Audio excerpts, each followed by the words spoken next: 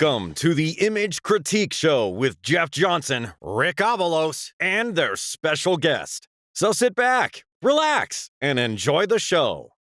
So welcome everybody. This is our third episode of the Image Critique Show. We're excited to put this out here for you. As I was explaining before the recording started, Rick Avalos and I have started this little project really to be another tool at the very base level for people entering images or interested in starting, or even veterans, to be able to test their images out with some know-it-alls like Rick and I, or some of our dear friends that we bring in as guests who are talented photographers and PPA jurors and wonderful human beings and blah, blah, blah. All those kind of fun things.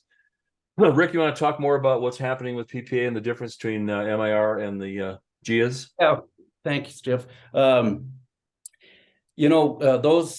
of us in our association that have been competing for a little while have been used to several different systems over the years that PPA has employed, and the newest incarnation, if you will, is the image review, or what they call the MIR, the Merit Image Review. And as you enter images into that particular system, they're going to be evaluated or judged based and placed in one of four different categories, starting out with an image that just isn't really going to cut the grade, so that would be considered no merit, low potential. And translated, that pretty much means, there's really nothing you can do with it. Just can it. And then there's the next one that would be no merit with potential.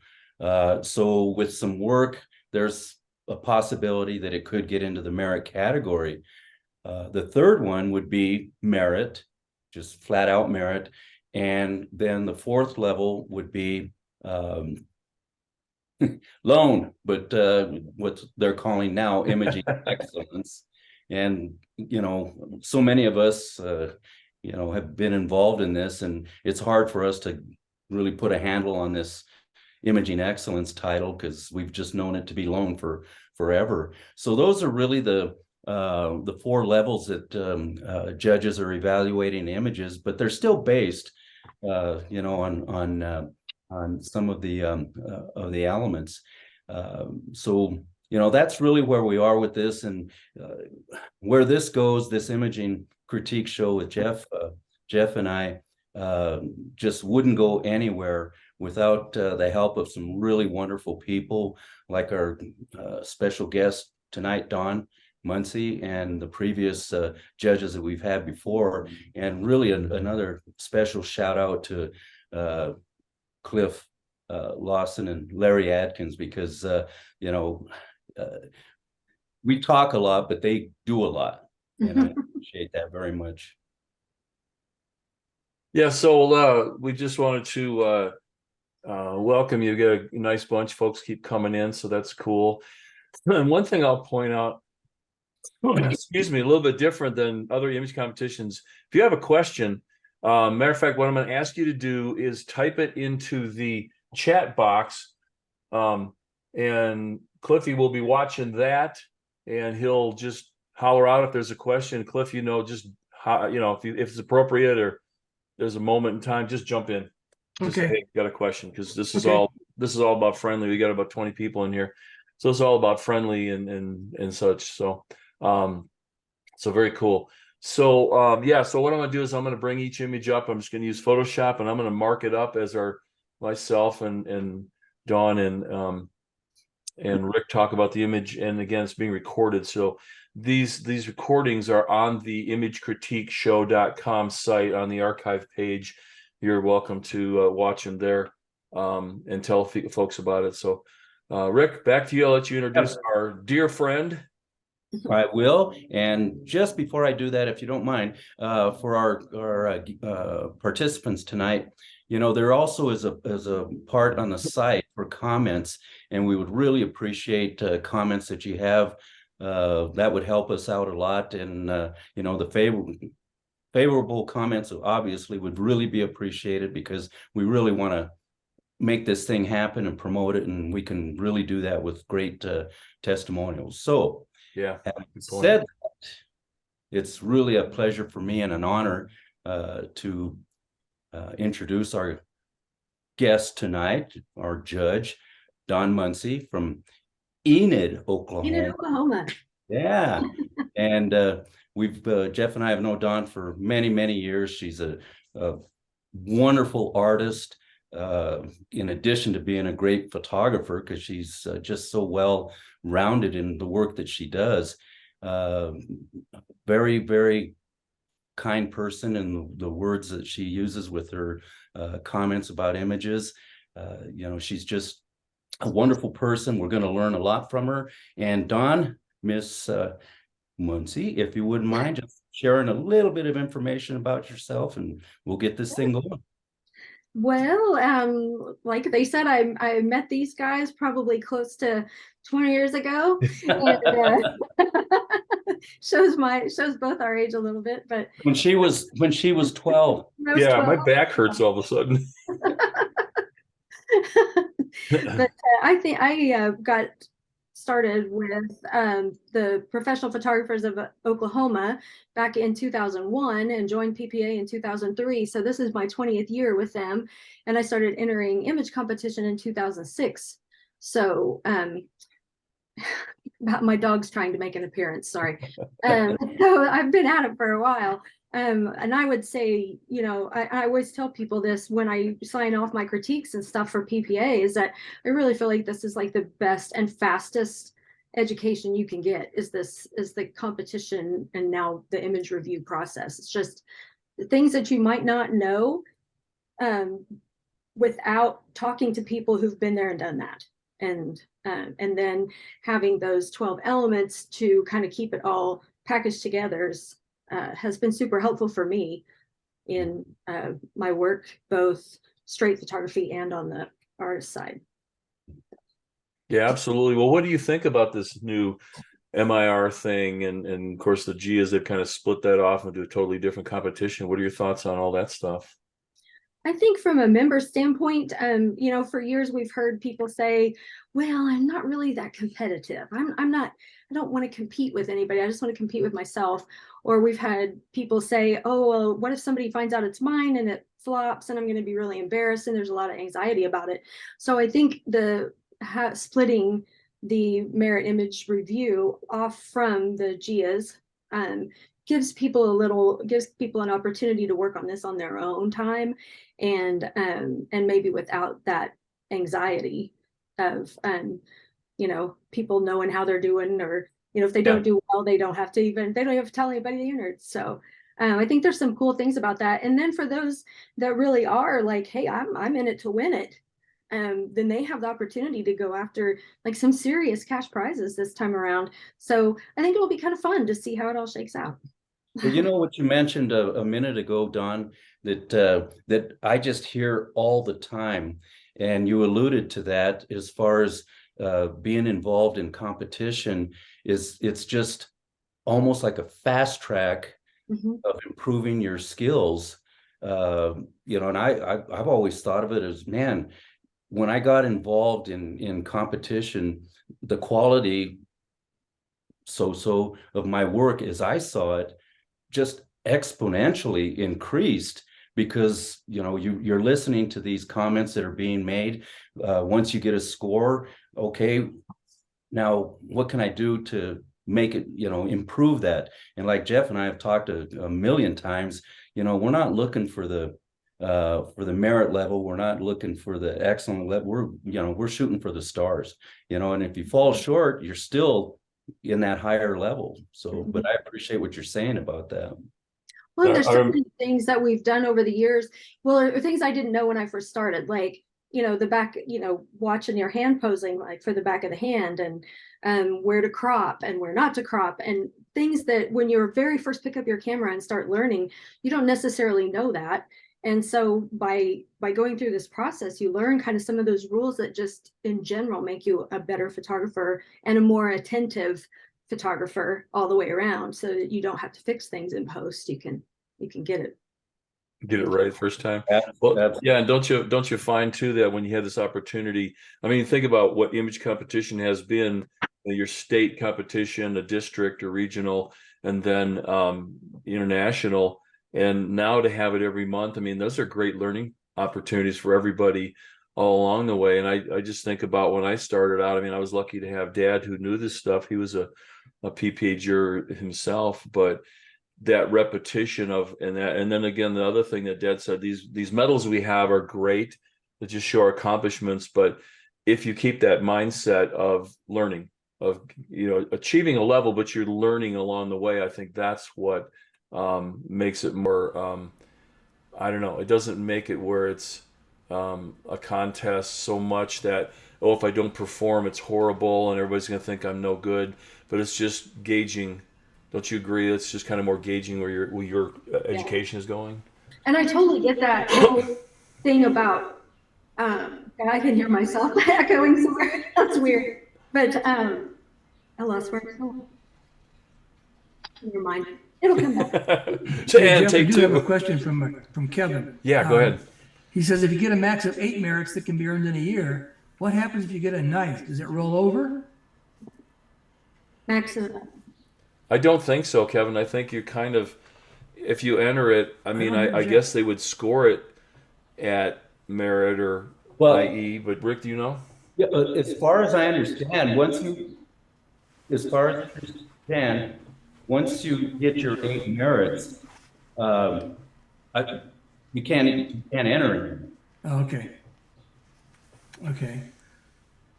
And then the other part of his question was, once you get that merit, does that mean they can no longer be submitted to IPC? Because that's the whole deal, right? It's the same thing. Once it gets a merit, you can no longer enter it. Well, no, I think you can. You can into IPC. Into IPC. Oh, you can. That's the difference now. Yeah, the merit image review is the monthly thing, and you can get the loans and such, but you can enter it into, because the excuse me, the GIAs have now become after we've got 17 image, I think I mentioned tonight. So we'll go ahead and get started here. Is there anything else you wanted to add, Rick or Dawn, before we get rolling that people need? No, let's see some images. Okay. Let me just rearrange something here real quick. Olin's the only one that picked up on that. Okay, so let's make sure we have the Photoshop open, and let's do this. Let's go into the first little image here. And you all can see that? No, All right, hold on. What'd I do? I don't think you shared your screen yet, did you, Jeff? I thought I did, but apparently it didn't take it. So let's try it one more time here.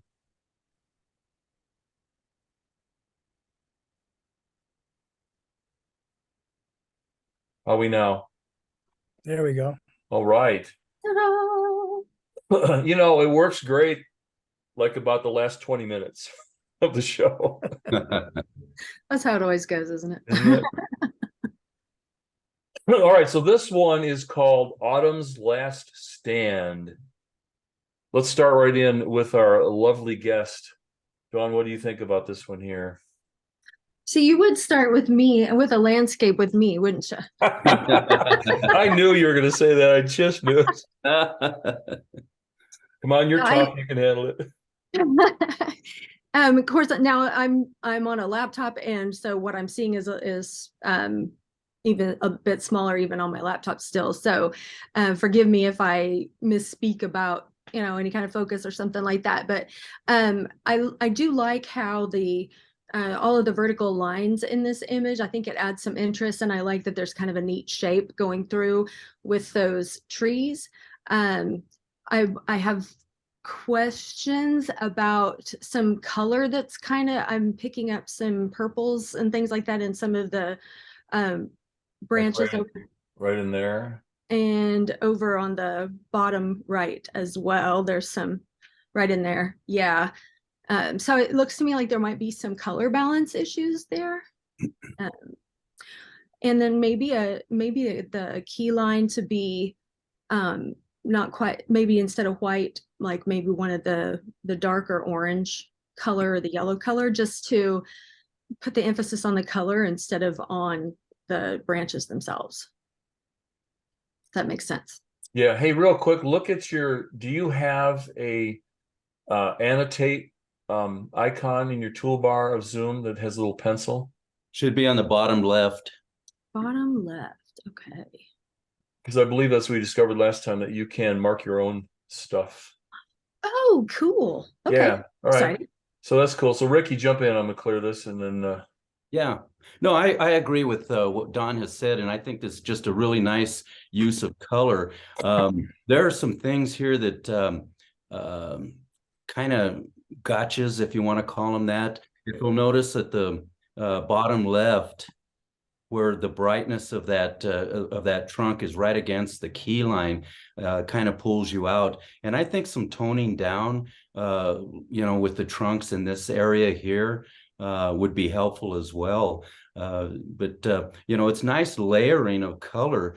But I would agree with the comments that Don had made. yeah, good comments, guys. I agree with it too. But what I see is kind of cool though is this really nice flow of the pattern of the trees here. It's a nice harmony that takes us from left to right. I don't actually mind these trees being a little brighter because to me it's kind of saying come in here and leads us across the woods. I mean, again, this the top of the trees and even the bottom of the foliage is just nice movement throughout the scene. Yeah, I think I would like to see, and it's hard because every time you enter an image with whatever matte color you choose, somebody's going to tell you it's not right. So what I've been finding is to just make it more coordinated with the image, but don't make it stand out. I think this white key line might be a little strong. But like Dawn said in the first place, maybe and the black is not a bad thing, but sometimes nowadays getting a more of a coordinated tone. But just be careful. You don't want a yellow matte or a gold matte or white's used a lot, kind of more of a high key look. So just experiment. But ideally, you want it to support your image. Olin and I have been working with this quite a lot lately. I know he knows, he's heard this a few times. Yeah, so.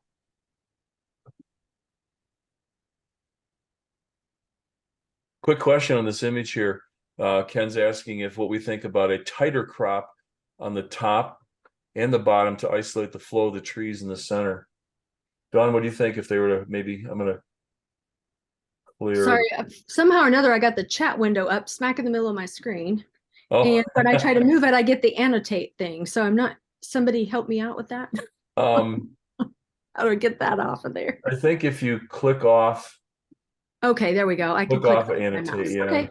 Yeah, y'all didn't know you're gonna have to teach me Zoom today. So let's see. We think about a tighter crop. The question was asking about, since if we had a tighter crop, maybe along the trees, if that would be a little bit more powerful to get rid of maybe some of this down here. I'm guessing is what you mean.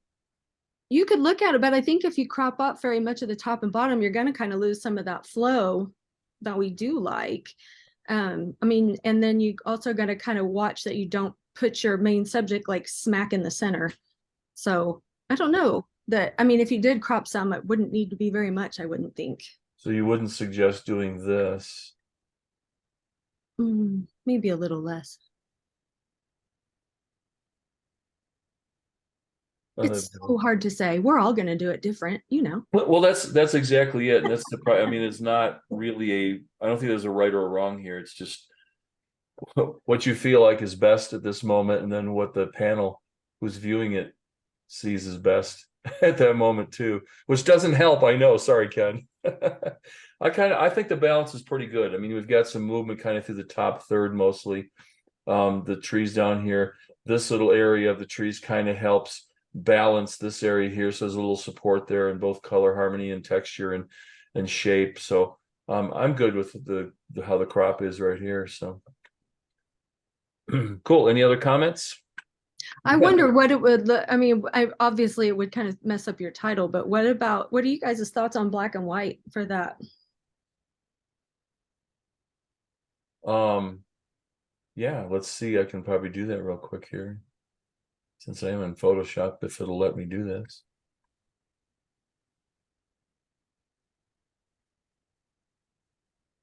I got everything covering everything here.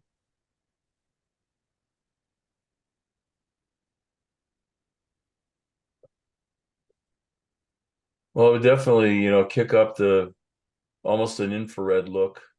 Mm-hmm. Yeah, far as- probably I just stay think with for, color. It's I gonna think for the glare subject on you. matter, color would probably be Be better. better. Yeah.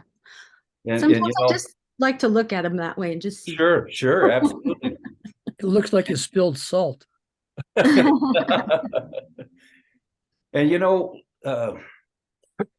it's interesting because everyone looks at images from a different perspective, but I was concerned. I think Don, you alluded to that about the row of trees being kind of in the center, almost bullseye. My take on it was actually if the scene or the file allows, I'd like to see that whole area just pushed up and allowing more foreground so that we have these lines, these vertical lines that are leading up into the subject, into the main subject. I just felt that it was the positioning of the trees and the foliage, which is the main part of the image, it's dominant, but it's just right in the middle of the almost bullseye. And I agree too that the foliage to the bottom right corner helps to support it, but I just felt that if there was more at the bottom to help visually lead up into the subject. But I really think color is the way to go with this image. All right, cool. Let's grab another one.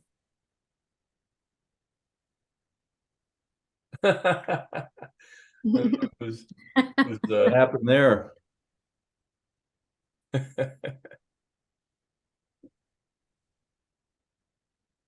Here's the bag lady. I'll start with this one. I just think this is such a great story of just the whole concept here. I mean, not just the gal who's it looks like she's a little bit forlorn here. The rough scene that she's sitting in is just really apropos, I think, to the whole story. Great tonal range throughout. I mean, I love the darkness. Darkness, is that a word? I love the dark tone of her skin, but yet great detail in that, just all along the arm and such, even where it's dark areas. Even in the bag, there's still nice detail there in her leg and such. So it really has a nice contrast range, but it's not just high contrast. There's a great tonal range. Excuse me, from there all the way through into what's happening in the pavement, what's happening on the wall back here. Nice placement of the face here, kind of gives us a good story to lead us in, even though she's kind of looking back across camera. Her legs, her body are taking us this way. This nice line here kind of helps support all that. Don, what's your thoughts? Oh, I agree with everything you said. And the framing that's kind of happening with her sitting in the doorway is just kind of an extra element to bring us where the viewer wants us to look. And then the way they've handled the cropping and composition, having her a little more into this third over here, is really nice. And then you were talking about the tonal ranges, and to be able to hold the detail in the white parts of what I assume is white in this hat, and then the darkness of the bag. I mean, every pixel of this is within the dynamic range. So I think it's really well done and definitely has a great story. Absolutely. All right, well, let's go. We'll move on to the next one here. Oops. Hey, And Jeff, somebody suggested you turn off the rulers. oh yeah. All right, so let's see if that's in. I'll get it on And this one here.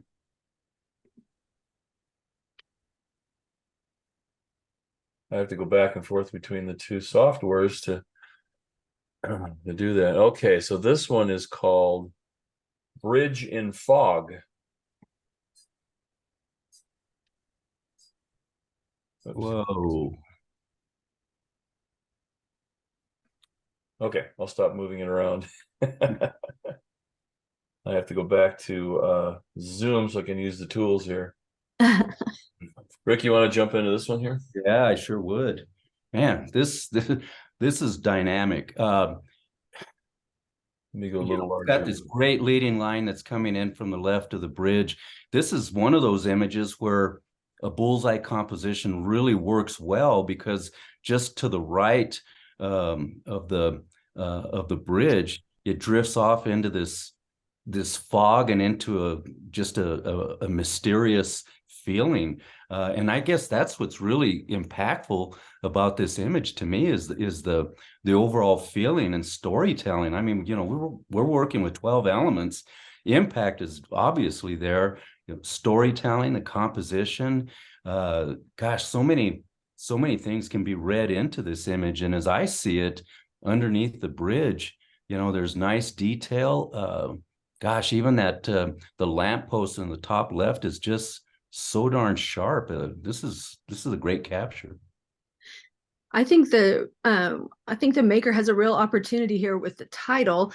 Bridge in Fog definitely describes what it is, but I think you could really I think you could come up with an even more clever title, Bridge to Nowhere, or I don't know, something like that. But I feel like that titles won't usually cause a person to not merit an image, but it can certainly help tip the scale if the title supports some of the story as well. And go ahead, Don. I'm sorry. That's okay. And Rick was talking about the composition, which I don't mind the bullseye composition, but I think you could, if you did, you could actually push that crop over just a little bit more. Let me get my annotator here. I think you could probably crop just a little bit more off of this, off of the right side. I'm not annotating for some reason now. Okay. We'll try. Okay. Like that. I think you could take some of that off. Yeah. And have a little further. And I think you could take a little bit of the top and the bottom off as well, and just give it almost a more kind of slimline sort of thing. This is not working for me. Are you guys seeing a white strip on the far right? Yeah, that would need to be, and it needs a presentation of presentation, right? Yeah, I think you guys said some really good positive things on it. This is a very powerful story, and I don't mind the center composition on something like this, because it really is a story about the bridge and coming in from the left and then fading into nothing. Is really very, very cool. Yeah, watch your when you enter images. And again, the one thing we talk about mats, that's just it's a PPA rule. And I just loaded up the 12 elements of design into the chat box as a PDF, so feel free to open it and follow along and just kind of see what we're talking about. But yeah, the the presentation is very important going into PPA competitions, to have a mat and watch little things like that on the right there. But man, what a great story. The fog, it just really pulls us in, wondering what we're getting ourselves into. And what I really like about this is just that one little lamp right there. Just gives us a little positive feel. That's the introduction to pull us in to the bridge. I just really think that's kind of cool. So anything else, kids? Man, that just has such a Sherlock Holmes feel to me. Yeah, exactly. Yeah.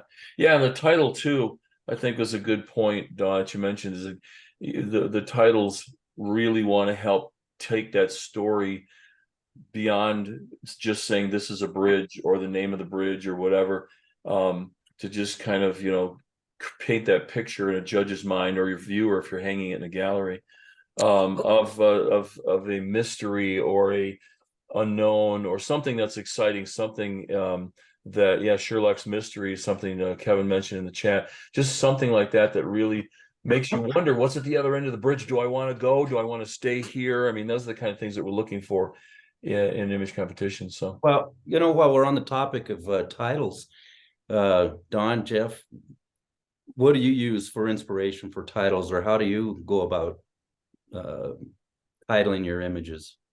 Music, a lot of times, song titles or music lyrics.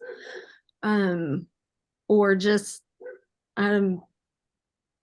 sometimes I'll even pull up an old loan book and just flip through there, not necessarily to use someone else's previous title, Right. but because it makes you start to look at the image and determine why they titled it that. And so then it kind of just gets your brain in the right vein that way. Right. Yeah, I agree. I kind of do the same thing. I actually even have on my phone the little note app. Anytime I hear something, see something, read something, I'll just quickly write it down in there. So I have this list of, I don't know, there's 100 and some phrases, few words, single words that are more about, I look at them as more of seeds for titling as opposed to just being a title. Because I'll look at one of those and then I'll derive a title from that. But I think again, I know Rick, we've talked about this 100 times, but telling that story, pulling the viewer in is what this is all about, right? Mm-hmm. Absolutely. All right. Very cool. Go back here and nice work there. Definite potential with that one. All right, let's see. So that keeps disappearing. So let's go for Cabin in the Woods.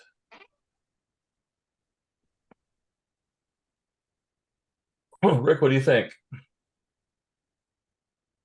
Well, took me just a second to find the cabin.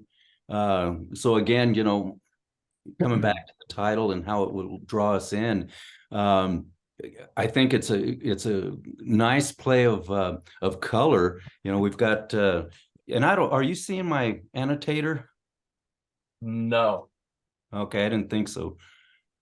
It's kind of an on or an off thing. If you click on it and there's no panel to change colors, then it's off.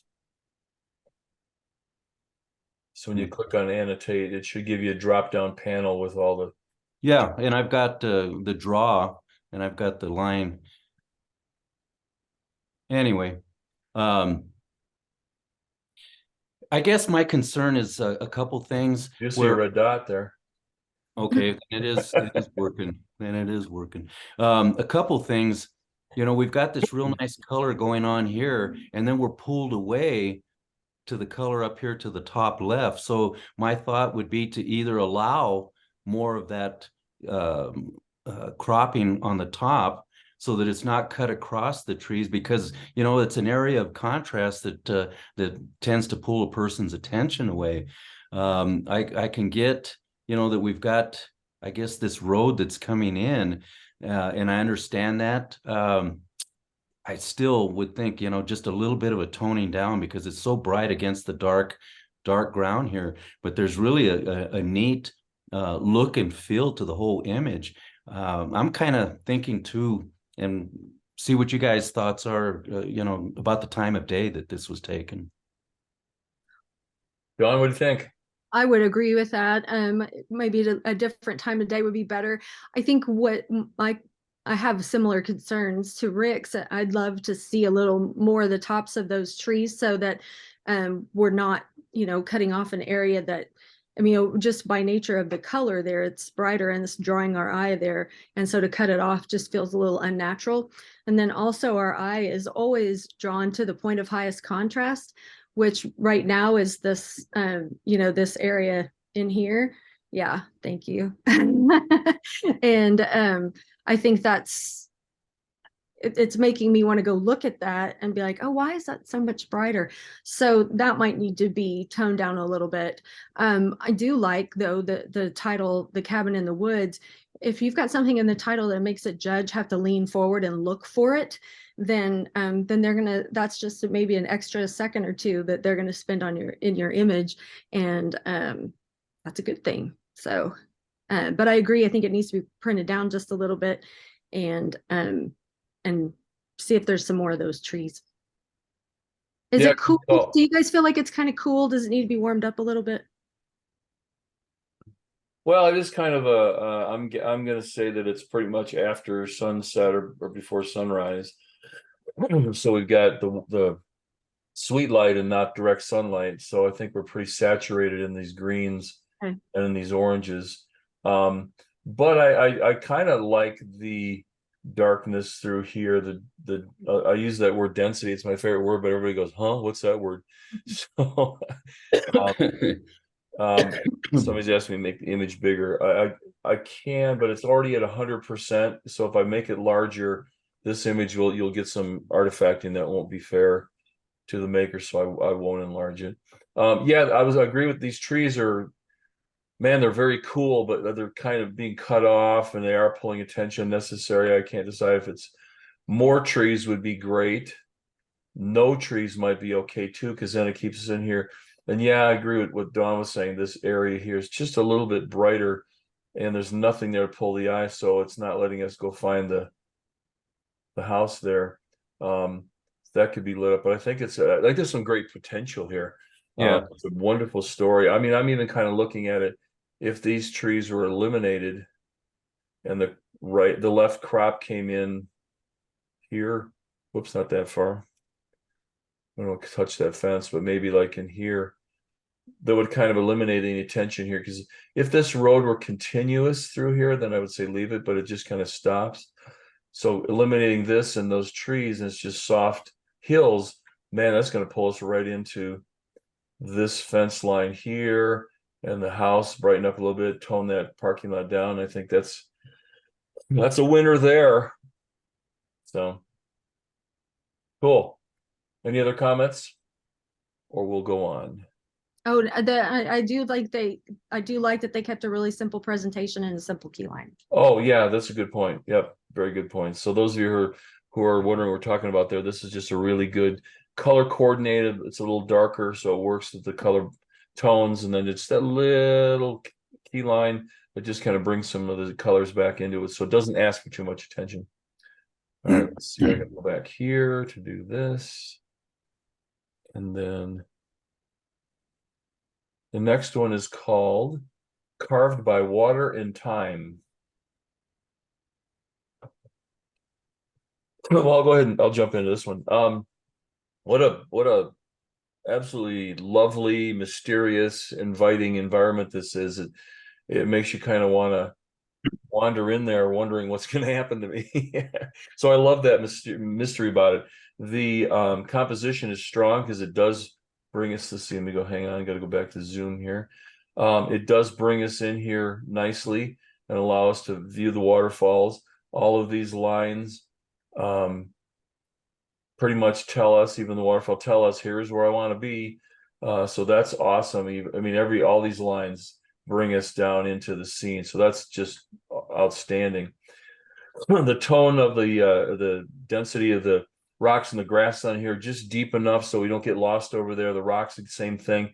It pulls us in to this. We have this area, which is probably the brightest besides the water, which is not that terrible, but I maybe would like to see this field be a little bit maybe the same density, brightness as this area here, and I think it would have kept us in there a little bit. As I see this kind of this light green path coming down here that maybe could be a little bit lighter, that would kind of pull us into there, invite us into that canyon a little bit more. Ricky, what do you think? Yeah, I agree with everything you're saying. Okay, Dawn. Oh, It's been said. we haven't had any stupid comments yet, so sorry, Rick. Go ahead. No, that's okay. I take rejection very well. I'll get it back later. You wait. No, I was just kind of looking at the waterfall, and I'm just wondering if a little bit of a longer shutter speed would help, just to make it a little bit more angel hairish, a little more flowing. But then maybe the message is for the water to be hard, because that's what it's done to this scene over the time, as the title indicates. Right. Yeah. Carved by water and time. Absolutely. Dawn? A tiny little nitpicky thing. I think Title is great. I think the crop is great. I think, and moving around through the image, I like how it pulls us in. I'm not going to get the hang of this notating thing, guys. I swear.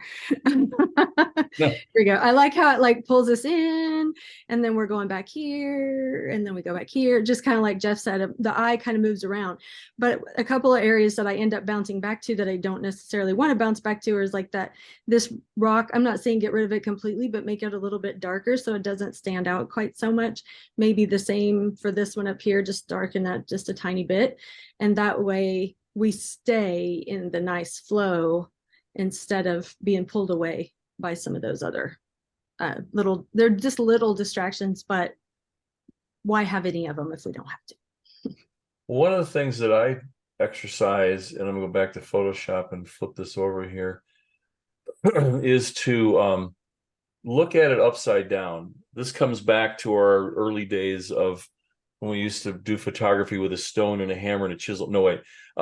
With the viewfinder, when the viewfinder image was upside down and reversed, and your brain kind of goes, what do I do? But what it does when you flip your image over in your computer is what catches your eye. Not necessarily good or bad, just what catches your eye. Then decide, is this helping my image or not? Now, this is a deep canyon and there's snowfall in there, but this one little snow field not really helping tell the story. If there was snow all along here, so this kind of unnecessarily, I think, pulls the eye. Dawn made a comment about this. I agree with this. It's hard because like this line comes in here, but leave that alone. This is brighter here, maybe tone that down a little bit, but all those little things will pull an eye of not just a judge, but a buyer. If you're standing in a gallery, subconsciously pulls their eye away from where you want them to look. And those are little things that you can do along the way. I mean, where do you draw the line? There's hot spots here and here and here. And well, you kind of have to decide if they're pulling attention too much. I think these aren't. This one may be unnecessary. I probably would have gotten rid of this, even this little spot right here. We want the eye to naturally go around the image and view all the textures and the shapes and the angles and colors without specifically saying, what is this? And I'm just circling stuff to circle stuff. So it's because I mean, where do you stop? You don't want to get rid of all the bright spots, then you've lost your specular highlights. But that's kind of how I look at it, is what will keep me. I want my viewer to go into the scene and well, there, I want my viewer to go into the scene and I want them to go from point A to point B or a certain way around the scene so that they're following what I want them, the story I want them to get. So anything, you can use the horizon, you can use angles like we talked about earlier, those kind of things to help pull you in. But there's that one little spot that you ask yourself, is this helping tell my story? No. This little spot here, this would take it out, but maybe tone it down. Is it helping tell my story? Even these little snow pieces up here. Again, as I mentioned, if there was snow all along this ridge and maybe on some of the tops here, then I would say leave it, but it's just that one spot. I think I've beat that one up pretty good. So we'll move on here.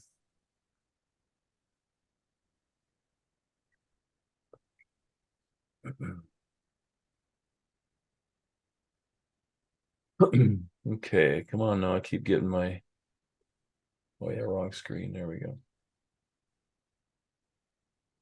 Close Encounters. Oh, cool. Well, it's really cool because I was just up there with a group here like 2 weeks ago. So wow. we stood here and saw this. Now we didn't see the crop circles. Dawn, what do you think? Wow. I think wow. Yay. Well, don't too Yeah, long. just is that what they say? No. No, I think it's gorgeous. I mean, strong center of interest, phenomenal tonality throughout, sharp focus. I mean, it's, impact, presentation. I mean, if you go down the list, it's pretty much all there.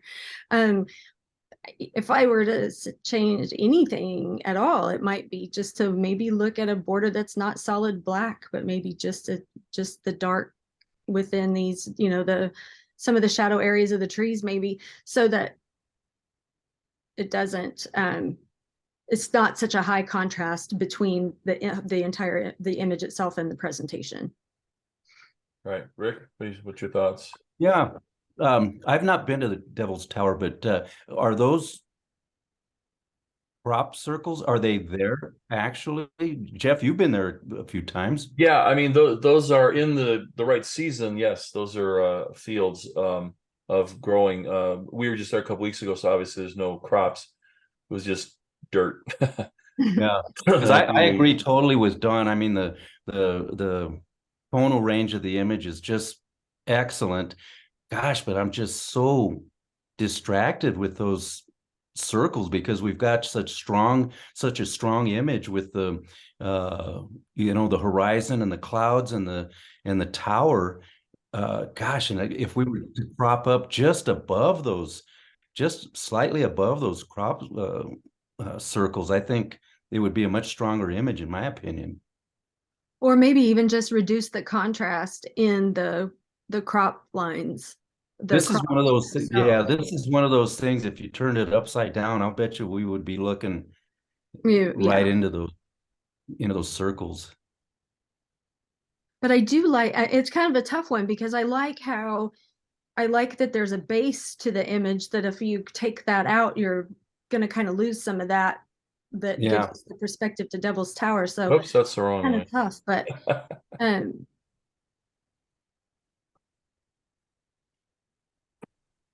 it would not take it out of the merit for me, for sure. Well, this is a tough one because you've got a lot of texture. You've got a lot of things, big billowy clouds, the lines in the tower, the foliage, the crop circles. But yet I think it was still handled very nicely. Kind of looking at, I'm in Photoshop here. Let's just go to the crop tool and just kind of have some little fun here. Hopefully the maker's not sitting there going, don't do that, don't do that. But you can just see on something like this how all of a sudden it does kind of pull us into the tower quicker. Again, you've got a lot of clouds, a lot of textures and all that stuff. So the tower, I mean, leaving this in here isn't bad, but like Rick says, it does pull your eye down there. Here's the cropped version. And it would have to be a little better crop than that, but yeah, I think you're right. If it was more of a solid field, I actually, what I don't like, is how we've lost some of a good balance of a base to this. But if that was a solid green field or something, brown field, something that would be, I think, more better. The only other thing I might say, I mean, I think it's a fantastic image. Again, having just been there, it's so awe-inspiring to see this thing. It just doesn't make sense. And the story goes, this is just the core of the mountain that's all fallen away from it. So can you imagine how big it is? The only other thing I'll say is we need a little bit more detail in the trees down here. Just starting to block up a little bit in some of the shadows, and that's an easy enough one to fix. But I can promise you, from my own experience, a judge will catch you on that one. But I mean, look at the great detail through here, through the fields. You can even see the grasses. Clouds are fantastic, no blowout, wonderful detail in the tower itself. Yeah, I love the image. I just kind of challenge you that this, like both Rick and I and Don are saying, this may be just a little bit busy to go high score. So yeah. And John had a comment or a question if the horizon line was going through the center. What are your feelings, guys? Well, a lot of times vertical and horizontal lines are very strong, very powerful. And when you cut an image in half that way, you tend to kind of give it either look here or either look there. This horizon line, I think because of the bend in the hill and enough texture, is not as prominent. So I don't object to it myself at all here. And I know sometimes we see images where you've got a scene and then you've got the reflection in the water, the lake or whatever, and it kind of is cut in half. I think there you kind of have to do that or close to it. I don't know. What do you guys think? For me, and I feel like this image has multiple horizon lines, as crazy as that might sound. But I No, mean, yeah, I there's agree. one like what you marked here, and then we have another one kind of with this tree line, and then we have another one when we get to the land where the crops are. So I feel like there's multiple horizon lines here. And so to me, it's not a big distraction. However, if you were to crop, you know, a part of this or all of the crops out, then you wouldn't, I mean, it would alleviate that being so close to the center. Right. Yeah, I think it's not so much of an issue of the horizon line being cutting through the center as much as it's important of the composition of the tower, which is really right in a good PowerPoint. Yeah, if this was presented right smack in the middle, I think it would have been. It gets stagnant quickly, doesn't it, when you do that kind of thing? But I just think this thing could really go, but gosh, I just have to stick to my guns about that foreground, man. It's just That's why you're sitting where you're sitting, Ricky. Whatever that means. yeah. All right, very cool. Good job. Yeah, so that's, I mean, again, I really hope that this is what you guys are getting out of these sessions, is to just are some feedback. It's not right, it's not wrong. We're experienced, we've seen things. That's why our suggestions are based on, you know, what we're talking about, what we've seen, what we've heard other judges say, and what we've seen images do. And even more importantly, if 2 or 3 judges say the same thing, it's usually a good idea to listen and maybe make a change, because yeah, when a few people have an idea that maybe it's maybe worth listening to, right? Yeah. All right, let's see. Let's go on to the next one. We have the craftsman.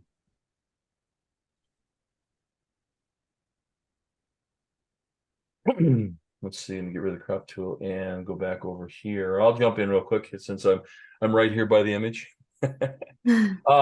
Absolutely stunning capture. What a great story here. Again, the title really brings us into the story and tells us what's going on here, that he's the craftsman, and he's got his obviously his workshop with all his tools, and I'm guessing probably some of the great things he's built in the shop there. The beautiful light coming in there. This window is great because it's bright. It gives us some illumination back here, but not overpowering. What this kind of does for me is it kind of gives us this triangle. We come into here first. I shouldn't use orange. You can't see that. Let me change my color here. So we come into his face, and then we go over to the window, and then we bounce over to the other window, and we come back to his face. So we have this, while it's slim, we have this nice triangle that keeps us moving around the image, but keeps us within the image. We'll go off and we'll look at what's happening up here, what's happening here, but we still keep coming back to this face. So I think that's quite nicely done. Don, what do you think? I agree with a lot of what you said. I do feel like this area up here needs to be darkened down, because this is so much brighter than what he's looking down at, that I feel like it's really fighting with the story. So I feel like that needs to be brought down, and maybe some of these shadow areas brought up just to give us a teeny bit more detail. I do like that the windows back here in the background that is illuminating this, because it gives us nice separation, but I think that could be darkened down as well. Because again, here are our points of highest contrast are the window, the forehead, and then the other window. And so I feel like we need to make these bring those down some, so that his face is what's really the most important thing in the image. And then this is another one where I think I might look at it in black and white just to see, and because I feel like there might even be more there in black, you know, more storytelling to it, Right. in the black and white. Hang on, I got too many windows up. I was going to drop it to black and white real quick. And so kind of backpedaling real quick on what I said, Don, I'll just ask you, what do you think about this window? Do you think if this wasn't in the picture, because it does draw, the more I look at it, if it was just cropped like right along here, it's obviously there's a light source. Yeah. We need to see the window. Is it necessary? I don't think so. And where that window is butting right up against the presentation, I think that's just another kind of point of where the eye just kind of wants to fight there. So if you just crop that out completely, then you eliminate oh, now we're talking. I want a mouse now. I want to get in there and do it. Hey, Don, while we're here, somebody asked Don, what do you look at when deciding to go black and white or color? How I feel that day. I don't know. That's kind of a tough one. If you're having trouble balancing your color, when we get multiple light sources, and sometimes those light sources are different colors, and you don't want to fight that, just black and white. That'll just kind of take care of it. But also, like for me, this where he had the location where he's shooting, there's a lot of texture and stuff here. And I think I personally probably appreciate that texture even more in a really nicely done black and white that has a lot of contrast and just has all of those, it feels almost, I'm kind of a kinesthetic person. I'm that person that walks through the store and has to touch everything. And so for me, this is that's my version of it, is making it black and white takes out the distractions and lets me be more involved in the story and in the, and in all the textures in the image. So did your mom hate taking you shopping? Yes, my husband really hates it. I think too, in the bottom left corner, are you seeing my annotator now? No, sir. No? Okay. Bottom left corner, Yes, I didn't have zoom on. Yes. Mm-hmm. Yeah, the highlights that can be toned down, and especially the one against the border, right here. Yeah. Gotcha. Agree. let me go to Photoshop. I was just going to do this kind of a thing. And let me just get rid of the matte just so we can look at the image. What if you get rid of some of that ceiling too? I don't know. I might even crop up a little bit on this darkness of his stomach there and just come in like that. So maybe even take it like down to there. You're thinking, Dawn? Yeah. Oh, sorry. Mouse wheel, very sensitive. I think it mostly that ceiling just needs to be darker. It's just super, but other than that, it's really cool. Yeah, what a great story. And I think, like you mentioned, cropping out that corner or eliminating that stuff in the corner, maybe even a couple little white. Let me go back to, so I get my little pencil toy out and color in here. That area, a little bright spot, even this little thing, bright things like there. And I would maybe even tone down these areas just a tiny bit. And like Rick said, the ceiling could be toned down a little bit, and maybe this area could be toned just a hair more. I mean, we're talking, go back to the days of, and I know you guys will know what I'm talking about, but the days of scoring, and we just want that merit. We just want a merit. What would your dad always say? No, you want 100. Yeah. So when you miss 100, you get a 99. You miss an 80, you don't get a merit. So, but it's those little things that really will play up this face more and tell the story even better. Is all these little tiny things, a point here, a point here, a point here, all those little kind of things that really bring it into where you want it to be. And that's what you learn along the way, I think, is that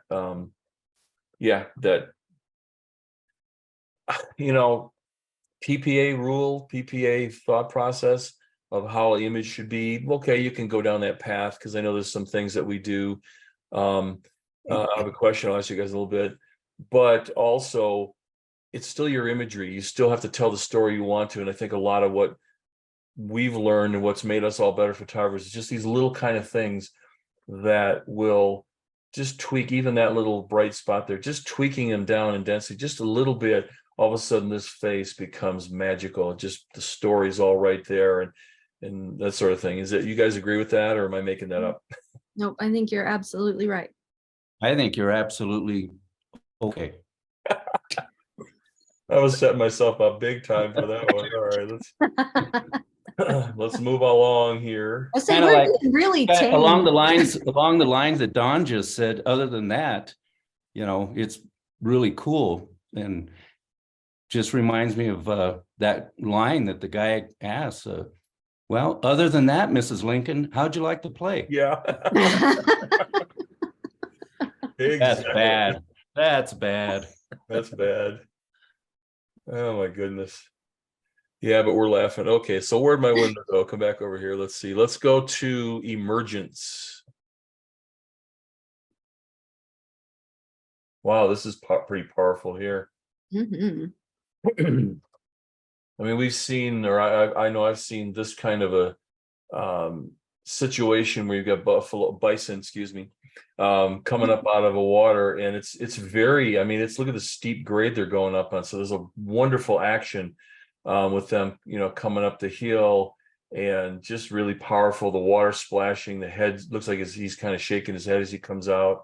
We've got a nice triangle from face to face to this guy, whatever he's doing back here. And really nice surrounding. Again, even look at the leading lines of the weeds right here that kind of keep us in into the scene. Don, what do you think? I agree. I do think maybe, let me grab I'm going to try my annotator thingy again. Maybe just darkening this area just a little bit so that it doesn't fight. So I love these splashes, and that shutter speed was able to just stop all that action. But these things kind of, where the overlap gets kind of a little bit busy. So I think if you brought the density down on that a little bit, that would make this even more powerful.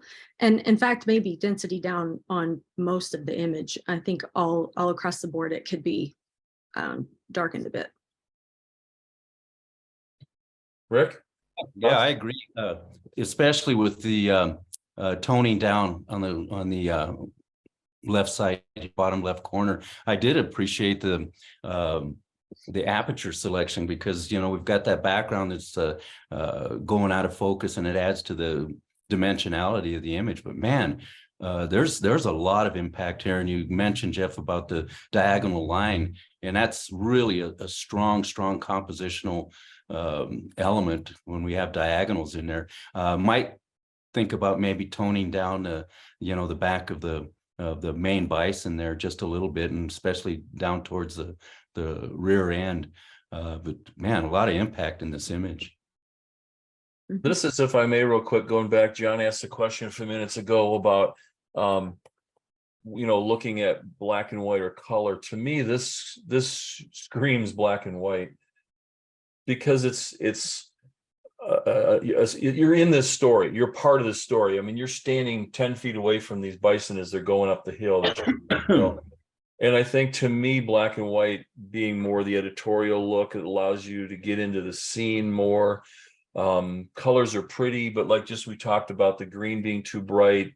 I haven't adjusted anything here, but you take those greens out of there. Now what do you look at? Now we look at the texture of the bison's jacket, skin. We look at the water splashing, and that's what we see first, that green, even the spots of green and purple on the back wall. And I don't even think the back wall needs to be toned down now. So that's kind of how I look at black and white, is how can it help tell the story further from, sometimes it can help to eliminate issues. Like I think the green grass was probably, it's there. What are you going to do? But it's there, but it pulls your eye. You see the green, even the purple, the flowers all throughout the back wall, the little bits of green on that. But when you go to black and white, you now look at the action and the power and the texture of the skin and the angles and the lines of the guys coming up the hill. And so that's how I look at it. That's what I like when I kind of try and decide what I think is a good black and white image, if that helps. Well, and what I like to suggest too, right along that line, if we're talking about black and white or color, are we talking about a different color matte as opposed to black? A key lines, if we're going to choose a different key line, make a couple images of those versions, and then just do a side by side and see which appeals to you. Sometimes it's even a better idea to have them side by side and walk away for a couple minutes, and then come back and take a look and see which one grabs your attention. I even have a little routine that, I know Kevin and I have talked about this. When you convert something that drastically from color to black and white, I'll have the mouse on the button, and I'm ready to hit whatever it is to make it go black and white. I'll actually look away. and you give yourself 3 seconds, 3, 4, or 5 seconds to let your brain quickly forget what you were just looking at, and then come back to it and see how it reacts to you. See what's the first thing you see. Do you go, wow, I like that, or do you go, nap, that didn't work? Yeah, there's some adjustments you might do and so on, but it's those kind of questions that look at the elements of design. What's the first one? Impact. It's there for a reason, and you need to use that as your own tool in determining composition, cropping, black and white or color. Is just when you convert it, what happens? What do you see? Do you kind of go, oh yeah, no big deal? What do you guys think? You agree with that, or? Yeah, makes sense. Cool. All right, let's move on here. Let's get rid of this one. Look at that stuff. And we have Melody of Love.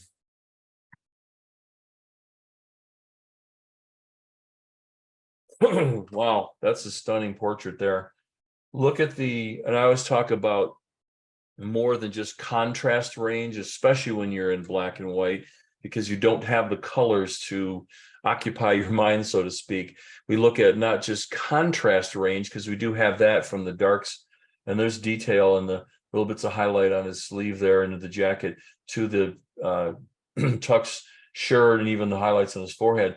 But in between is tonal range, where you have in those ranges of contrast, you have more ranges of tone throughout, and we go this beautiful gradation. That's what creates 3 dimension. That's what creates the look of wanting you can reach in and touch the image. I mean, look at the texture on the surface of the violin, and the hands, the skin tone. It's just the beauty. I mean, the face, the composition. Nice work. Dawn, what do you think? I agree. I mean, I think it's a very nice portrait. It's hard for me to tell, like I said, going through, since we're on Zoom and it's, sharing your screen. To me, the bottom feels a little bit heavy in that background, and it's kind of hard to tell there around his hand. Are we, like in these areas here, Jeff, you'll kind of have to tell me, do we have good detail and separation here? Because it looks like it's getting a little heavy. Yeah, again, I think like you're saying, the Zoom thing and such, it's a little bit, we don't have much texture in here, and not quite make the difference out from the sleeve there, but you just go up to the sleeve here and I can see highlights all along there, the folds of his coat. You can easily see the lapel, and you can see the lapel in the pocket right there on the other side. So I think the details are there. It just, again, good. We'll I question the hands a little bit too, and that could be from whatever method was used to convert the image, but the hands feel almost like they've maybe been burned or brought down, just because we've got this super bright, we have these super bright cuffs, and then the hands are so much darker than his face is. I feel like those are burned maybe just a little bit too much. Yeah, I agree a little bit. Maybe is a little bit. I mean, it's hard because we want that face to be prominent. That's how we light portraits, so that face stands out nicely. Beautiful 2-to-1, 3-to-1 lighting ratio there. So we got nice shadow. So we have that roundness. Yeah, we don't want the hands to be as bright, or at least when we do that in competition, some judge, one of those darn judges slaps your hand and says, hey, that's too bright. So that's a tough one in competition, those darn judges. It is. I would just make sure you don't lose the specularity, because we have the specularity on the face, so we should still have specularity on the hands as well. Yeah. And the only other thing I think is wrong here, let me just show you. I mean, I think that this could be better if it said Jeff Johnson right down here. Because this is just absolutely a stunning capture. He's probably playing when it was photographed, but wow, let me get rid of the crop tool there. But what great action that's happening here. Come on, get rid of the crop tool. Oh my goodness. Okay, sorry. But yeah, I think this is just very cool. So nice work. Can we talk about key lines for a second here? Your opinions on attached and detached, double key lines, single key lines. What are your thoughts? I'll just say real quick, I mean, well, you know me, we've talked about this forever. I'm always doing attached. This inside one here is what we're referring to the layman.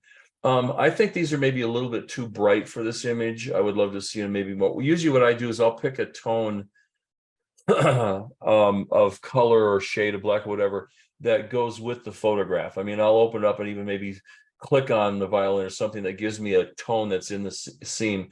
Then I'll do the same tone for the key line and then just lighten it up a little bit so it's in the same house but a little bit lighter. And to me, the double key lines I think is too much. I know a lot of folks do it maybe thinner. Just from this particular one, I think maybe would have been. Dawn, what's your thoughts? I'm like you. I think the single key line that's attached to the image would be better here. I don't think you really need the second one. The second one, unless you're using a presentation that actually does mimic a cut matte, Right. I think the second key line is just, it's kind of almost distracting. And I do think a darker border would be better as well. Cool. Rick, Good. anything else? No. All right, let's move on to the next image. That's a beautiful portrait, though, I will tell you that. And let's see, we're going to go with On the Kansas Plains. Rick, you want to jump in? Yeah. You know, I think the concept is really handled very, very well. Kind of has a Little House on the Prairie feel to it. Unfortunately, technically, as I'm seeing it, we're really getting blasted highlights out in the sky. You know, and then we've got the radiance that's coming from the top that you know, is really pulling my eye away. Like I say, the concept and the story is handled very, very well. I think that the key line is just a little bit far out from this from the image. I think if it was brought in a little tighter around the image, it would have more effect, because, you know, when we have key lines that are quite a distance from the image itself, they tend to, rather than pull us into the image, they have a tendency to pull us out of the image. And I'm just kind of looking to see if, you know, we've got, man, such really nice tonality just below where the brightness of the clouds are, you know, and I was just cropping down Right in here. Yeah, if it were to be cropped down, actually, if you can draw a horizontal, well, let's see, I think I might have mine. Are you seeing mine? No. No? Uh-uh. There. Got it. Oh, you're Yeah, suggesting no. that composition? No, I am, but a little higher up, so that the horizon, or the top of the image is just below the clouds where they're burning out. Oh, I see what you're doing. Yeah, you're doing right along here. Yes. Let me do this. I'm gonna And then just have a silhouette of that little house, because, you know, what is it, 70% of the image or better is right up in the cloud area that is just really blasted out. But I think there's a really great story just below those clouds, because look at all that nice, rich, honey colored tonality in the sky. I was going to say the same thing. You guys remember when Dwayne Horton was entering all the time? Oh yeah. Do those long slim lines like that with these little tiny subjects, and I think that this would work really well for that. And another thing, just to kind of, this is very much a judge's perspective. This is a beautiful scene, but as jurors, we see lots of sunset images, or we see, you know, and so all of this extra up here, it's not really adding to the story, and it's brighter than your subject. It is the point of highest contrast. So just get rid of all that, because you really don't need it, and let your story be right here. And that's what, because I grew up in Kansas, so that is very much what it looks like. And that little, I'm assuming that's a silo, is like probably 15 miles away because there's just Yeah. nothing out there. So I think this long key line like this gives us that sense of the plains. So yeah, that would be my recommendation. And then I feel like this, maybe it's just kind of like say through Zoom, but this border looks to me to be a color that is not in the image anywhere. So I would definitely pick something that comes right from the image. Yeah, it does kind of have a It's greenish. warm brown with a little green cast to it. Yeah, but well, that's the problem when using all of our different monitors and so on, and we get these different things. But no, I agree with this 100%. I think this is just an outstanding image, and what a difference. I mean, the God rays are just the coolest things when you're photographing them. But if you get these blown out areas, they ask for attention. I know it's tough because you're shooting at light, you're shooting at sun, and that's going to be tough to do. But I think what these guys are saying here is how the story is really right down in here. Look at the beautiful textures in the sky, and I maybe would even eliminate this and a couple of poles right there, minor things, the little couple of poles there and there, minor things, but man, simplicity, right to the point, just very cool, very cool. Yeah, sometimes less is more, huh? You know, absolutely. I think sometimes we work so hard to get all kinds of elements in a scene, and a lot of times we end up putting so much in there that it just doesn't, Right. it don't make it. All right. Let's see. Okay, hold on. I got Zoom in the way here. And now I have it. What the heck?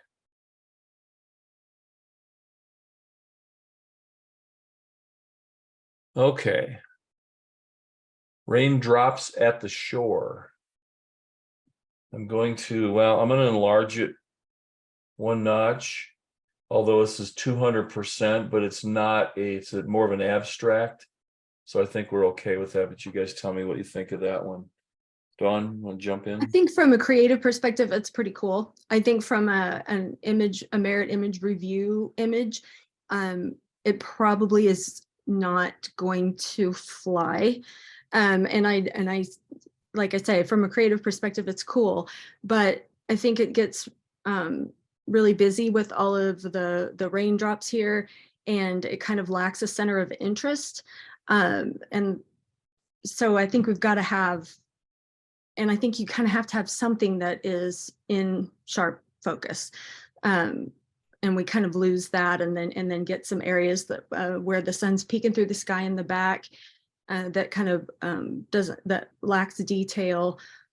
So I just think there are probably other ways to approach this particular scene that would do better in the merit review. Rick? Yeah, I agree. Concept is handled really well. I like the color palette, but just didn't quite make it. And then there's that kind of rust colored area to the left against the green mound that's, out of key with the rest of the color palette. Right there. Yeah. And then presentation, but nice concept. Yeah, I think the presentation is definitely something that's needed. I think this is kind of a slow motion, a blurry abstract, and it looks like a human being. I see legs and a head. It's I mean, I didn't do that to make fun of it. I'm just saying I think that is a human being walking there. I kind of like this line coming through. I mean, it's got some movement on it here, and it takes us all the way, and then we pick up the little creek. It takes us through the scene. We've got a nice balance of a solid color with some open feel over here. The rain's a nice concept for an abstract. Yeah, you're right. I think the clouds would be an issue, but it's on that line because we're talking abstract, so there's no sharpness here. For that purpose, I think we're fine. But yeah, definitely could use the presentation as well, and could be interesting. Yeah. All right.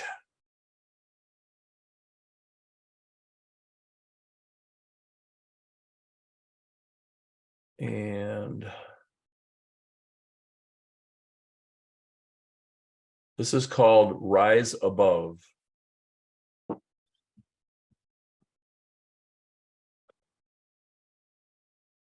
I'll jump in real quick. I think this is just very well done. Very Yeah. strong composition. I mean, again, we get this nice line here. This triangles are very pleasing, but it also kind of emulates the tree, kind of in, almost in a reverse of this what are those called, triangles? And I think it's just kind of a nice compliment. Beautiful gradation of sky. Look at that tonal range throughout, from the highlights, the shadows, a little bit of a brown tone, sepia tone to it. Matt's very good. I think it kind of goes back to one thing I'll say, that the key line almost splits the matte in half. I would maybe move it in halfway instead. I think it would be just a little less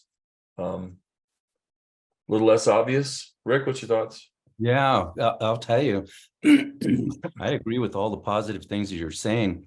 As weird as it may sound, what makes this image isn't to me the peak itself, but the tree in front of it completes the image and just adds, I don't know, some depth to the whole image, some character, if you will.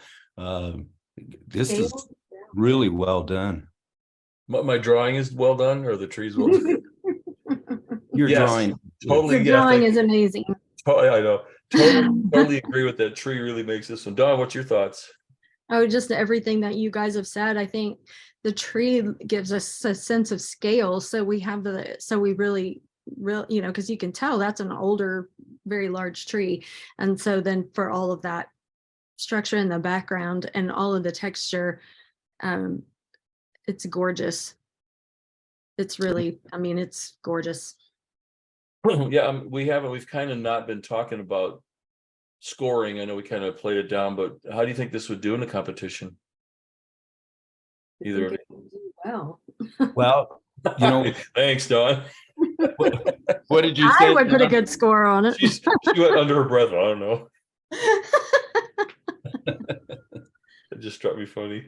Well, quite frankly, I could, with what you were saying as far as the key line coming in a little bit, gosh, I'd love to see it on a regulation monitor, if you will, or a regulation presentation rather than Zoom. But gosh, if all of those values were to hold up, I could see it in the loan. Yeah. Yeah, I me would too. agree. Yeah. I want to see something really quick though. Maybe just I love this edge here, but I wonder about just a slightly narrower crop, just to give it even more of that. Does that pull your eye out? A little bit, but mostly I just kind of felt like I wanted more of the vertical to it. I feel like a narrower crop might actually even make it feel even more powerful. Okay, let's just play. Whoops, wrong tool. I love the tonalities in these areas, but I do think, so this is kind of the process I go through is, do I like that? No. Like this? Yeah, out a little bit more. There you go. Ish. I don't know. What are you guys' thoughts? No, I kind of just going back and forth. It does kind of give it even more, a little more power. Mm-hmm. Rick, what's your thoughts?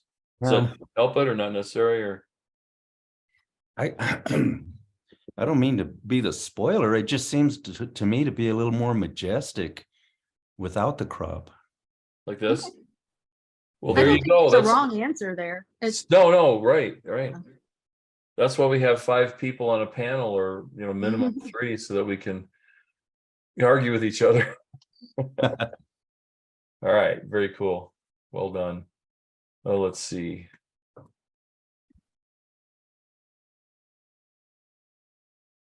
That's not the right thing I wanted there. Oh, come on. I keep getting the wrong screen going away here when I go. Okay. This one is called Teamwork. That is gorgeous. I wish it was mine. I would just, make sure that the details are maintained in these darker areas. It's, hard to tell over Zoom, but just making sure that these are not going to solid black, which I don't think they are. It's kind of hard to tell. But the detail in the birds, the community, the storytelling is wonderful. Even how the stick is like keep as part of the composition here. I think it just works so nicely. It's really pretty. Yeah, it I sure like is. it. I think Simple that, presentation. I'm sorry. No, I'm sorry. I was saying simple presentation. It's wonderful. I'll stop talking. And that's just what I was going to comment. I just thought the presentation simple, but so well handled. And from what I'm seeing, there's just so much detail in the feathers. Mm-hmm. What do you guys think of a different crop on this as well? Just because I don't know that we need all of that background, do we? Well, let's play. Well, you're thinking even tighter? Yeah, I'm thinking, yeah. So that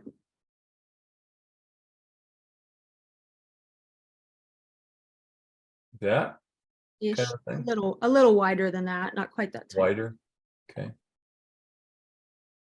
And maybe a little more space on the top just to give them some room. But yeah, I think that just brings you right into the birds, and the rest of it just kind of goes to nothing.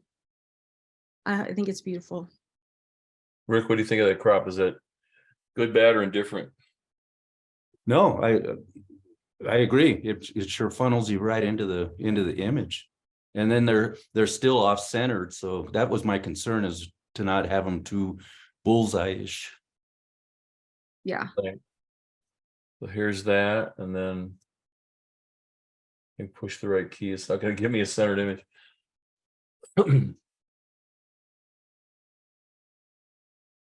Yeah, so you're saying cool, good stuff.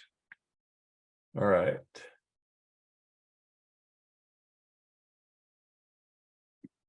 Then we have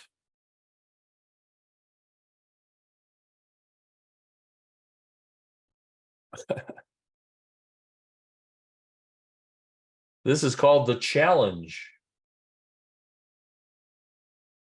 Yeah, I'm not going to challenge. Woo. Run. Well, what a powerful, and I guess we were talking about black and white and color earlier. I mean, this is powerful image either way, I would say. But again, there's something to me about black and white, at least how I've learned it. And I imagine there's a few people we'll ask Kevin's opinion. He's a black and white man. But man, what do you go to? The eyes, the claws, the eyes, the claws, the eyes, the claws. And I don't think in this case we have to be at one or the other. I think that's the story right there. This guy's in your face. Yeah, he's gonna rip you out. He's gonna rip you a new one, as they say. Ricky, what do you think? Yeah, compositionally, this is one of those things that exactly what you're saying, the eyes to the claws, the eyes to the claws. But notice how the claws are diagonally opposed to the eyes. And to me, that's always such a strong composition, because, obviously the eyes are what pulls us in, but then, the claws to the bottom left, and just a strong diagonal. And both of them right in those PowerPoints. Well done. Yeah, Dawn, what do you want to add? I think the density in the face of the bear and the claws is really nice. I worry a little about this area here. It just doesn't have that, and that could just be from the focus starting to fall off on the fur, and just, sort of a natural thing that kind of happens. But how do you guys feel about that? Like, this just feels like it feels like a different density than the other areas, in a different contrast level. So yeah, I did know both sides there. I mean, I think our depth of field is very shallow from nose to about here, which I like. I mean, I don't I don't think every image has to be sharp from here to Cleveland. I think this really gives us power, but I do see the tonal range in here is completely different. This is very high contrast, is very soft, but this could be easily fixed. I think even the fact that it is soft, I'm not going to call it out of focus because I think it's just a choice of depth of field here.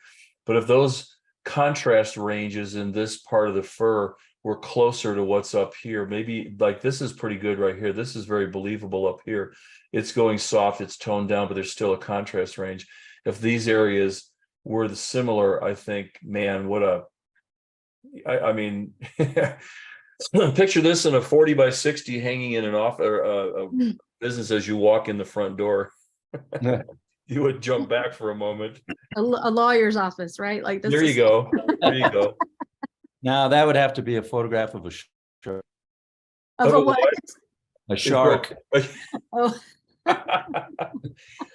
I had a friend of mine many years ago had a picture. You walked in the front door, you walked into his living room, and the main wall was right across from the front door, and he had it was a 60-70 inch print of the front end, the business end of a double barrel shotgun. That was crisp, and then it went soft, and you could just see the hand holding it, and you could see just a little bit of the face. But you talk about that's really, when I talk about shallow depth of field or selective focus, I always think of that picture and how powerful that was. And I think we've got this going on here. So good idea. Yeah, Maker, just work on these areas right here and kind of bring the tonal range up into this. And you got a pretty nice picture right there. All right, let's see. Oops. Play this game here, going back and forth. And then we have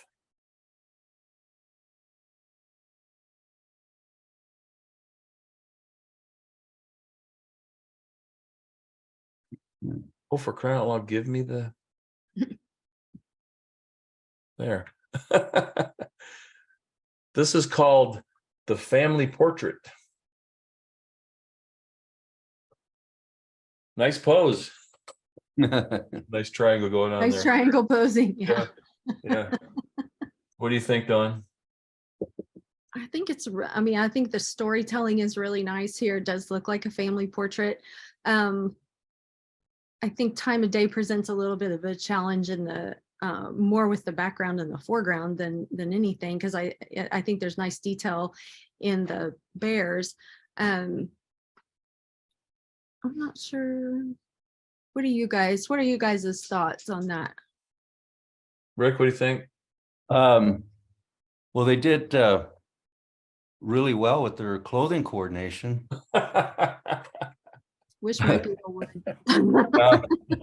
Well, I'll tell you, I agree with Dawn, and there's just really good detail in the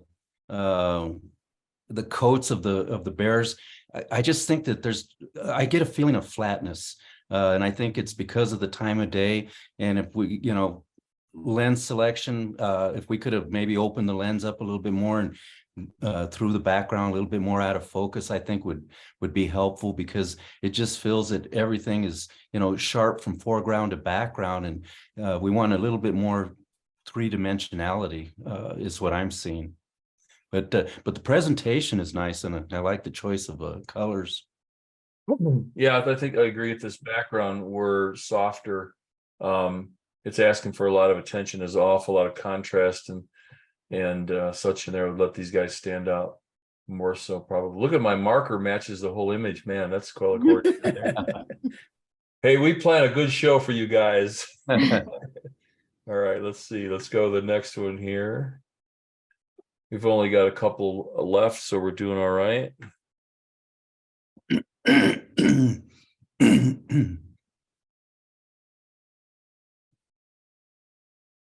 It's funny, the zoom window just won't go away over here. So let's go with oops, I missed the title. There it is. Winter's Magical Touch. Wow. That's just stunning. Yeah, isn't it? That's exactly what I was going to say. Look at that. I mean, I'm standing right there. You can feel the chill and almost feel the mist coming down from the waterfall. Feel that chilly cold, and yet how beautiful. Good tonal range. Yeah. So this is one of those images, Rick, let me ask you, that maybe doesn't have a main focal point. What's your thoughts on that? Well, is that a you know- problem for you, or is that okay, or what do you think? No, because when you look at images like this, it's a beautiful scenic, but it's also, in my opinion, a study in black and white and textures. So, you know, you look at it from that point of view, then we've heard it before, where the whole scene is the center of interest. I'm going to say this with tongue in cheek, but gosh, if we had somebody in the bottom right. That's me, Rick. It's like I want to put a person in there. Walking across in snowshoes, man, that would make it. But I mean, as I'm seeing it, gosh, on my tonal range is just beautiful. Everything is held together well. There you go. Yeah, sorry, Maker. I couldn't resist. A little bit out of scale, but nonetheless. Yeah, Yeah, well, you know. Don, what do you think? Well, my only other thoughts are, is this a black kind of key line on a gray presentation? Is that what I'm looking at? Yeah, very, very soft. I would get rid of the black and just go with a real simple, like a medium to light gray key line on this darker gray presentation. And yeah, baby. I'd put that on my wall. So, yeah, you know what? I was just gonna say the same thing. I would definitely love to have this hanging on the wall. What a great feeling. And again, I mean, you know, you guys know me, I'm a big black and white fan. If this were in color, I think it would be gray and dreary. But you take it to this black and white level, and you've got the tone. I mean, look at the tonal range. Just look at this. And this is tough. Look at this is snow mound right here on this branch, how we've got nice whites and it goes down to a nice gray, and we haven't lost any of it. There's just the slightest texture in the tree, the slightest textures in the black here. And yet even this some fog rolling in, there's this kind of, it's a highlight right there. You can see shadows right through here, even a nice little hole there, but there's depth all the way through that fog. There's just really making this thing very inviting.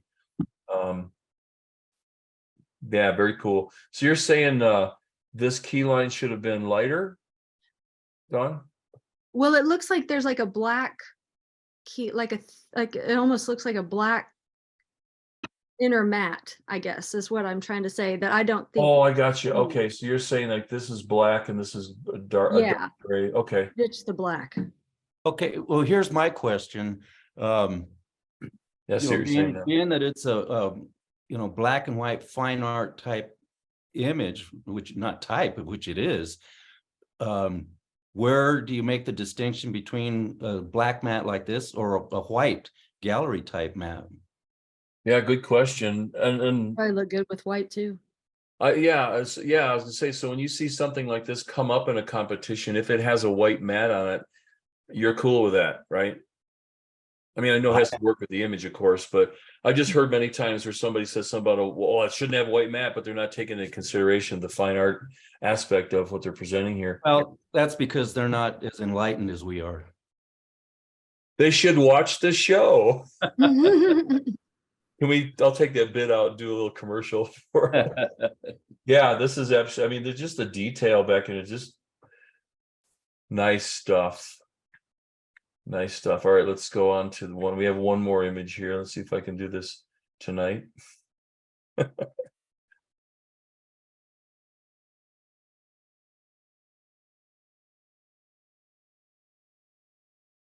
And we have two of a kind. Did you see that comment that Kevin made about the 10% white mat? He's our fine art man. No, I didn't. Let me go back to Zoom. That's a good call, because when those bright white mats come up on those bright white presentations come up on your screen, and if you've had especially if there was a dark image before it, then all of a sudden your eyes go, whoa. Yeah. So Yeah, that's a good call, Kevin. That's great. I don't know if anybody else is seeing this in the audience. He's saying, and Kevin, and if you don't know Kevin, he is a phenomenal black and white artist, long exposures, especially, just beautiful stuff. He's suggesting use a 10% white matte because the full white is just too much, especially for this computer display. Definitely that. So, well, this one here on screen looks like it has not a white matte. So, talk to me about this one, guys. What you think? I think it's another just really just gorgeous tonal range, great sharpness. I like the way the maker handled the composition, and I even like this nifty little kind of flow in the in on their Yeah. perch. I think you it do just that? there's lots of it keeps some more interest there. Um, and I like the matte on it too. I think presentation wise, I think that works. Yeah, it does, doesn't it? I think if we'd had a black matte on there, it would have been too stark to Mhm. see. I mean, there's a good tonal range in there. So, Rick, what do you think? Yeah, I really do like this image, and I think it's all held together well with the presentation. Don mentioned the tonal range. You know, the lighting is handled very, very well on the birds. You mentioned that nice line at the bottom. Well done. Very cool. All right, let's see. Let me close this down here. That was our last image. We're doing pretty well on time. Any comments from the peanut gallery out there? Kevin is looking up something. His question was what RGB values equate to 10% white? I don't know, man. That's too far over my head. I got it. It's 230. 230. Okay. 230 across the board. Yeah. Yeah, that makes 230, 240, whatever it takes. Yeah, somewhere in there. Somewhere in there. Oh my God. Which brings up something that's kind of a neat tip. Hey, Jeff, can you in Photoshop bring up one of those black and whites? Doesn't matter which one. Sure. And do you use the info palette when you're working on your images? Hang on a second. I'm trying to do it from oh, for crying out loud. Let me go to Photoshop here. Hold on. You won't let me go back to the software. I'm sorry, what was your question again, Don? Oh, well, I was just going to say that a lot of times especially when I'm working on a black and white image, but really in all the images when I'm working on them for print, for image competition, or even just to print them in general, is I'll pull up my info palette and run that cursor over the different areas of the image, and it will tell you those values so that you can see if your highlights are going to blow or if your darks are going to block up. Down, right, up. It's kind of in the middle, almost smack in the middle. Info. It's info. Info. There you go. And so it pulls It's up that little alphabetic, menu. Jeff. You may have to bring it over. It's kind of off your screen.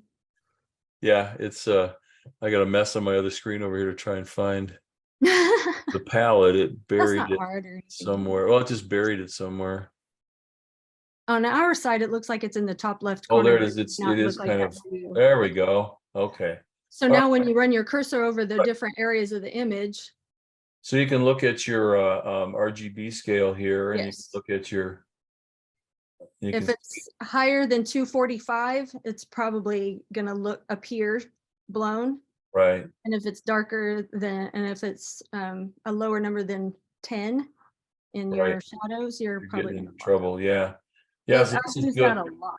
Yeah, this is good. The bright. Well, see this cloud, but you know what? Clouds actually that's less than you think. That's probably the brightest spot right there. If you can see my cursor at all, it's registering about 220, 225. I saw as the brightest, so that's good. Awesome. Down in the shadows, this very deep shadow here. This goes down to like 3.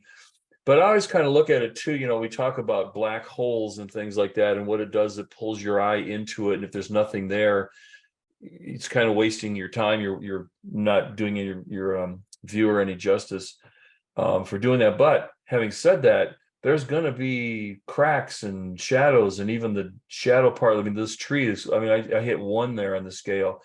Those are so minute and so such small areas let's see, the black sky 7. I mean, there's no detail in that sky, but the gradient makes it work. So we don't need to see something up here. This crevasse, this little crack in the rocks, I mean, it drops down to 1 right there.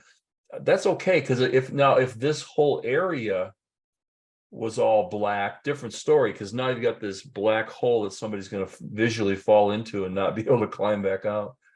Kevin, tell us, you're that I consider a black and white expert. Give me your thoughts on that, or did I nail it already? You did. What's funny is when this one came up, I was like, yep, this is right up my alley. Just put a KH in the lower right, call it done. I did like some of the comments though, however, on this particular image about perhaps making it skinnier. And to Rick's point, the contrast between the front center tree and the white rock behind, that's really where my eye is going as well. Yeah, frankly, that's it's handled so well. And black and white, to me, what black and white is, and you guys have to keep in mind that I haven't produced a color image in 20 years probably. It's all about line, shape, form, and texture, and it's the removal of the distraction of color that allows you to get there. And that's why that tree and that rock works so well together, because the tree is silhouetted against that bright rock back behind it. This is a wonderful image. Yeah, that and the fact that there's still a tonal range within these branches that not only gives it its own shape, it keeps it stands out. It's not just a silhouette against that rock. That's what gives it the depth. Yeah, this is, well, actually, I think I'm going to put JJ down here instead of KH, if you don't mind, since I'm in control here. You could put my name on it, but no one would believe it because I can't shoot a landscape to save my life. Dawn. Okay, guys, go to the Image Critique Show site and look at Dawn's page. She's got images in there, and her black and white is pretty stellar. So don't even say that, Dawn. Well, it's a landscape. I can't. Okay, yeah. I hear you.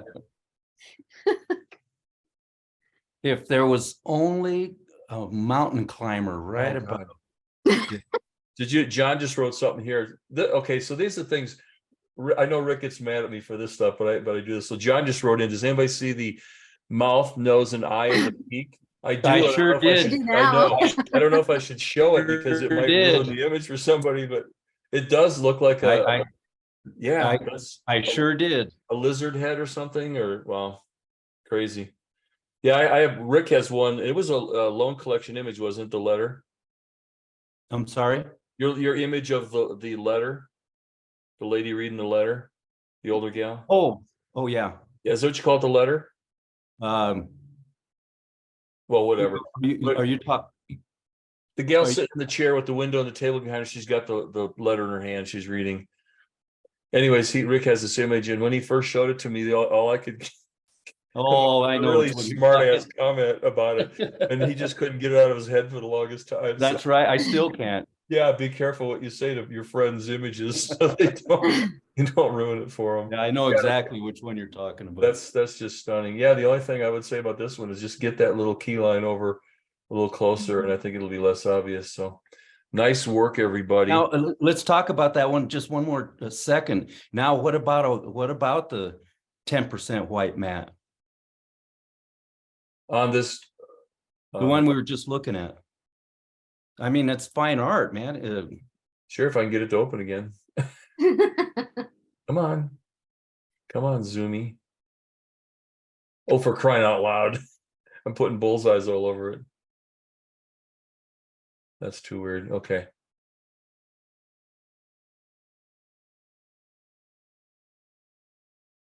Okay. So, Ricky, I'm sorry, say it again. Because this has so much strength and potential. How do you guys feel about a gallery, a white matte, fine art, white presentation?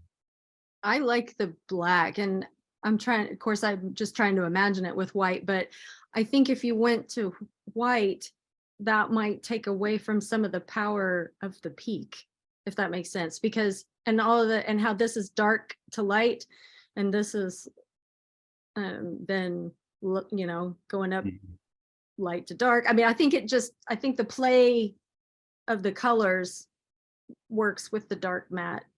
Okay. Rick, Yeah, can I speak to that real quick? Sure. Yeah, please. Yeah, the way that I've treated that with my own works is that I look at the overall tonality of the image, and if the image is more of a high key image overall, then I'll use a white matte Yeah. so that it balances better.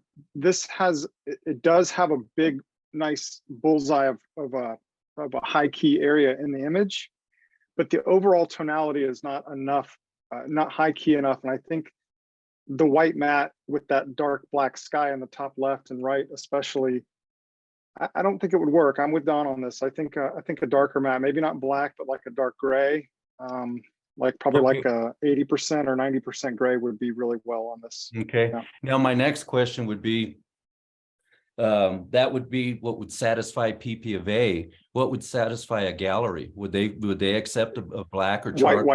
White matte for sure. They want Yeah. white. In Yeah, print, in a print, yeah, white matte. That's my point. Yeah. yeah, that's kind of Yeah. the going thing there is a fine art, especially black and white. They're going to want that white. Yeah, absolutely, Rick, for sure there. White matte black Like, frame. this is absolutely white matte black frame. Yeah. And this would definitely look stunning in that. Picture something larger of this image with the white matte, even a thicker matte, big bevel, and then that thin black frame. That could be pretty striking, couldn't it? Yeah, like an 8-ply matte with a Exactly. like a 1-inch wide black frame. Yep. Yeah. Gorgeous. And not a shiny glossy frame either, please. Nope. I have a museum framer. glass too. I have a framer that keeps wanting to down. put all my stuff in a black shiny, like it almost looks like a Formica from the kitchen from 30 years ago. All right, we're getting down to the end of our show here, gang. First of all, I just want to say off the bat, beautiful, beautiful work. Thank you for submitting stuff. Please, hopefully, look at us as let me get out of here and come back to life. Please look at us as a outlet to try things, to test things out, and obviously, if you remember on the registration, as you went through the steps of the registration, there was a question box in there. If you think of any questions about your own image, please jot them in there so we're a little better prepared for you. I mean, I think we're doing fine. Our expert was wonderful tonight, Dawn. Thank you so much for that. Pleasure. We're getting Always some fun to hang out with comments. you guys. Always. Well, Dawn and I went through the judges workshop together, and really bonded through that. And I don't know that we could have taught them something ourselves, but but nevertheless, we have our own opinions, right? So, but yeah, so guys, everybody who's come in, thank you so much. Please, every month. Oh, next month we're a week earlier. Next month we're going to be a week earlier. I don't know the dates, for crying out loud. 18th. Just watch for the we're trying to do this the 4th Thursday of every month. The next month is going to be, all of a sudden being busy. Cliff could have done it all by himself, but I don't know if he's ready yet. Anyways, yeah. So and tell your friends about it. Tell them this is a great way to learn. So Ricky, what do you think? Well, I agree, obviously, and I just so appreciate, Don, you taking time out of your evening to spend with us and your expertise. You know how much Jeff and I love you, and we're always happy to hang out with you and learn from you. And to our friends out there in the gallery, we may have imparted some information and maybe a lot of information, but I always feel that I learn more than I ever impart, because the images that we saw tonight, were so inspirational in so many ways, emotionally and technically. And I appreciate the input that you offered in the chat. So it's a learning experience really for all of us. And again, another shout out to Cliff. Cliff, thank you so much for taking time and doing such an excellent job. You make our lives easy, buddy. And thank you, everyone. And we'll see you next month, a week earlier. It'll be May 18th, same time, same Yep. state. Stay tuned to the imagecritiqueshow.com with all the information's on there. The login's always going to be on the front page there. There's also going to be some other stuff happening. Rick and I are going to be we are available for one-on-one sessions. If you have images that you want critiqued or help with or whatever, I mean, one-on-one, anything in photography. If we don't know the answer, we'll make it up. I mean, we'll find somebody who knows it. So please check this out and let us help you out with things. We're having fun. We can keep doing this. And we're also talking about maybe doing some interviews with some of the folks in our industry of not just PPA, but other photographers. We have quite a list already. So watch for that coming up, and we'll certainly take your suggestions. So thank you, everybody. I am going to put this up on the site as a recording so you can watch it again at your leisure. It'll be on the archive page, and all of the programs will be there. So check that out. Thanks again, everybody. Appreciate it. Cliffy, thank you so much for coming, man. Appreciate it. Dawn, Yes, sir. thank you very much. We'll Most see welcome. ya. Love Don, you take guys. care. Love you. Cheers, guys. Thanks, Kev. We'll talk to you Kevin. soon. You got it, man. Yeah. See you.